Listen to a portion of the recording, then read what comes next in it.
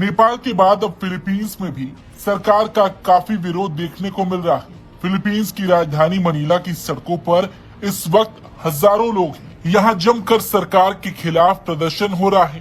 प्रदर्शनकारियों की भीड़ इतनी अधिक है कि पुलिस के लिए उनको संभाल पाना काफी मुश्किल हो गया है। फिलीपींस के लोगों का आरोप है कि फिलीपींस की बाढ़ परियोजनाओं में बड़ा घोटाला किया गया है और ये विरोध उसी भ्रष्टाचार घोटाले के खिलाफ किया जा रहा है, जिसमें फिलीपींस के सांसदों, सरकारी अधिकारियों और यहाँ तक कि वहाँ के व्यापारियों पर ये आरोप लगा है कि उन्होंने बाढ़ नियंत्रण परियोजनाओं में भारी घूसखोरी की, जिसकी वजह से अब फिलीपींस की सड़कों पर ये लोग उतर गए हैं और तभी से ये विरोध जारी है। दरअसल जुलाई में यहाँ भारी बारिश और लगातार आए तूफान ने हालात काफी बिगाड़ दिए। यहाँ तक कि राजधानी भी इससे बच नहीं सकी। सरकारी डेटा ये खुद मान चुके हैं कि यहाँ सैकड़ों लोग मारे गए, हजारों घर पानी में डूब गए और करीब 15 लाख लोगों को अपनी जगह छोड़नी पड़ी। स्कूलों को शेल्टर बनाना पड़ा। लंबे समय तक वहाँ बिजली पानी की सुविधा बहाल नहीं हो सकी। लेकिन असली गुस्सा तब भड़का जब सामने आया कि अरबों डॉलर के फ्लड कंट्रोल प्रोजेक्ट सिर्फ कागजों पर बने थे। जिन पुलों, बांधों और नालों पर करोड़ों खर्च दिखाए गए, वहाँ या तो काम अधूरा था या मौजूद ही नहीं था। जनता को समझ आ गया कि उनकी जान के बदले भी नेता और वहाँ के ठेकेदार अपना घर भर रहे हैं। इसी बीच सोशल मीडिया पर बहुत से नेपो किड्स अपनी चमक दमक वाली जिंदगी दिखाते रहे।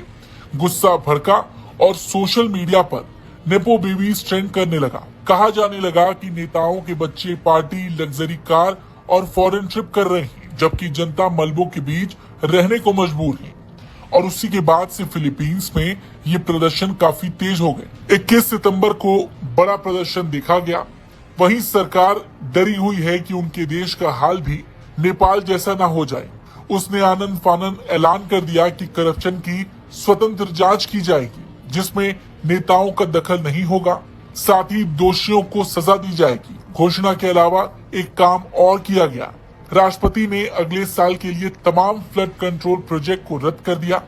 बता दें कि ये देश अक्सर ही कुदरती आपदाओं से घिरा रहता है। ऐसे में आने वाले सालों के लिए पहले ही बड़ा फंड अलग से रखा जाता है। अब ये फंड खेती, किसानी और हेल्थ के लिए खर्च किया जाएगा। अच्छा, बड़ी बात यह है कि फिलीपींस भारत का एक महत्वपूर्ण रक्षा साझेदार है। चीन से टकराव के बीच उसने हाल ही में भारत से ब्रह्मोस मिसाइल सिस्टम खरीदा।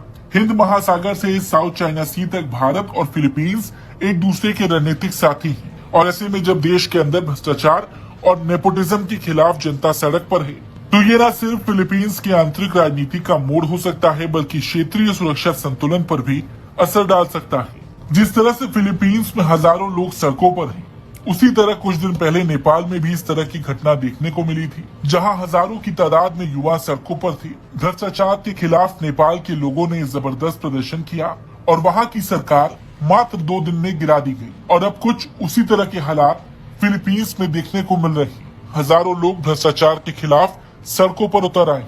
आने वाला वक्त फिलीपींस की सरकार के लिए बेहद कठिन होने वाला है।